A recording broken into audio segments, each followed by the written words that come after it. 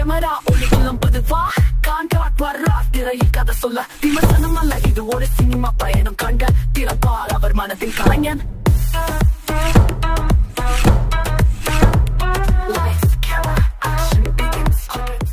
ஹே மகாஸ், இந்த எபிசோடில் சிவகுமார் முருகேசன் டைரக்ஷனில் கலையரசி ராதிகா நடிப்பில் வெளிவந்த தாய் கிழவி படம் எப்படி இருக்குன்னு பார்க்க போகிறோம். இந்த வீடியோ பிடிச்சிருந்துச்சுன்னா லைக் பண்ணுங்கள், உங்கள் ஃப்ரெண்ட்ஸ் அண்ட் ஃபேமிலிக்கு ஷேர் பண்ணுங்கள், மறக்காமல் இந்த சேனலை சப்ஸ்கிரைப் பண்ணுங்கள். வாங்க படம் எப்படி இருக்குன்னு பார்க்கலாம்.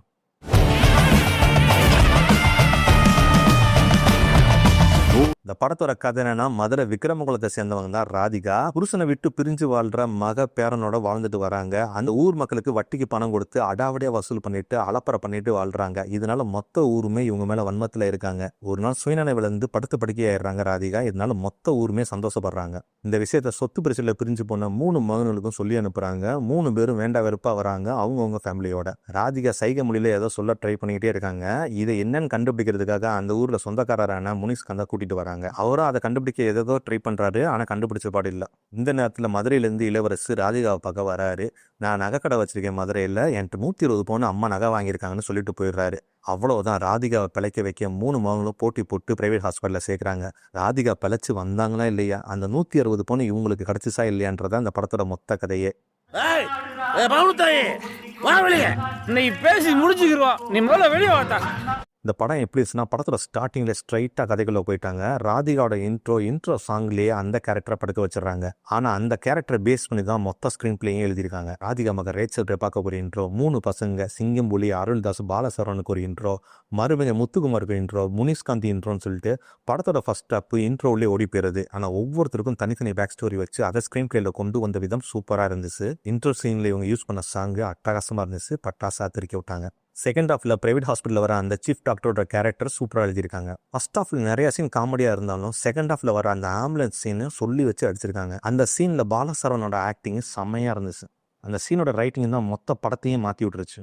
உண்மையிலே கண்கலங்க வச்சிட்டாங்க. அந்த சீன் வந்ததுக்கு அப்புறம் தான் படத்தோட போக்கே மாறி போச்சு.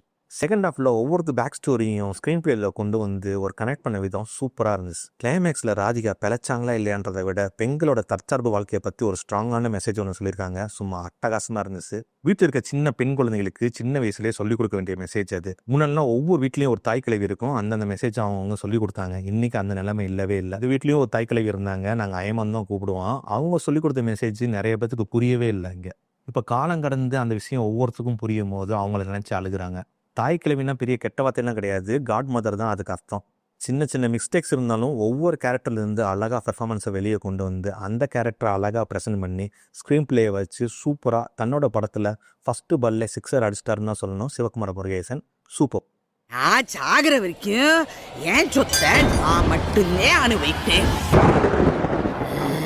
ராதிகா அந்த படத்தில் ஒரு கோண கொண்டா போட்டுட்டு கிராமத்து ஸ்டைலில் தண்டட்டி உணப்பத்துட்டு புல்லாக்குன்னு சொல்லிட்டு அந்த ஊர் ஸ்டைலில் சாரியை கட்டிக்கிட்டு சும்மா வாயில் வெத்தலையை போட்டுக்கிட்டு சும்மா அந்த ஊர் தாய்க்கிழவியாகவே நடிச்சிருக்காங்க. சில இடத்துல ப்ராஸ்தட்டிக் மேக்கப் ஒட்டின மாதிரியே இருந்துச்சு, அதே மாதிரி தான் அவங்க ஸ்லாங்கும் இருந்துச்சு. சில இடத்துல ஒட்டவே இல்லை. மற்றபடி இந்த குறையெல்லாம் தூக்கி சாப்பிட்ற மாதிரி அவங்க நடிப்பு இருந்துச்சுன்னு தான் சொல்லணும். சூப்பராக நடிச்சிருக்காங்க.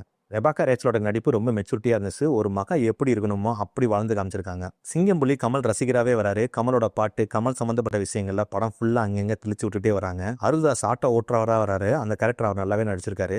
பாலசுரனன் பூக்கூட வச்சிருக்காரு, அங்கங்க காமெடி பண்ணிட்டு இருக்காரு. ஆனா ஆம்புலன்ஸ் சீன்ல சைலண்டா நடிச்சு சும்மா மிரட்டி விட்டாரு. முத்துக்குமார் வழக்கம் போல ஒரு அடாவடியான நடிப்பு, சும்மா பட்டையை கிளப்பிட்டாப்ல மனுஷன்.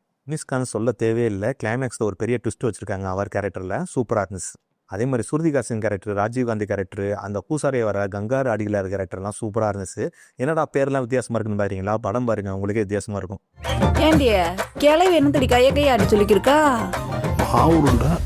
படத்தோட சினிமாட்டோகிராஃபி விவேக் விஜயகுமார் பண்ணியிருக்காரு. மதுரை சுற்றி தான் படமே எடுத்திருக்காங்க. மதுரை விக்ரமகுளம், செக்காரவரணி, உசிலம்பட்டி, ஒத்தக்கடை, மதுரை மீனாட்சி அம்மன் கோயில் சொல்லிட்டு மதுரை சுற்றி தான் மொத்த படமே எடுத்திருக்காங்க.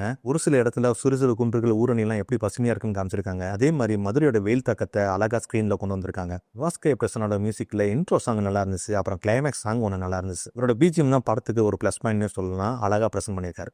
சான் லோகேஷோட ரேட்டிங்ல படம் 2.5 மணி நேரம் ஓடுது. எங்கேயுமே போர் அடிக்கல. என்ன ஃபர்ஸ்ட் ஹாஃப்ல மட்டும் கொஞ்சம் கிறிஸ்பா கட் பண்ணிருக்கலாம்.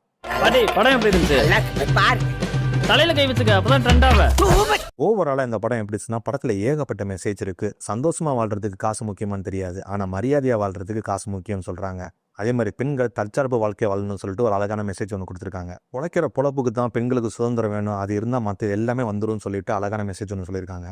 இந்த படம் எனக்கு ரொம்பவே பிடிச்சிருந்துச்சு. இந்த படத்தை தாராளமாக, முக்கியமாக பெண்கள் இந்த படத்தை கண்டிப்பாக பார்த்தே தீர வேண்டிய படம். இந்த படத்துக்கு நான் தர ரேட்டிங் 4/5. இந்த வீடியோ பிடிச்சிருந்துச்சுன்னா லைக் பண்ணுங்கள், ஷேர் பண்ணுங்கள், மறக்காமல் இந்த சேனலை சப்ஸ்கிரைப் பண்ணுங்கள். மீண்டும் அடுத்த வீடியோவில் சந்திப்போம். திஸ் இஸ் கான்காட் அண்ட் யூ ஆர் வாட்சிங் சினிமா வித் கான்காட்.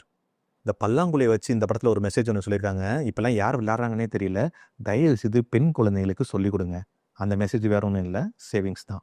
சினிமா உலகம், கலர் உலகம், ஒவ்வொரு சீனுக்கும் நேர்மையான விமர்சனம். ஸ்பாய்லர் இல்ல, டென்ஷன் இல்ல, கான்காட் ரிவ்யூ ஸ்பாய்லர் இல்ல. புதிய ஹீரோ, பழைய லெஜெண்டர், எல்லாரும் கான்காட் ரேட்டிங் பாருங்க. போங்க மக்காஸ், ட்ரெண்ட் பண்ணுங்க. சினிமா வித் கான்காட் சேனல் சப்ஸ்கிரைப் பண்ணுங்க.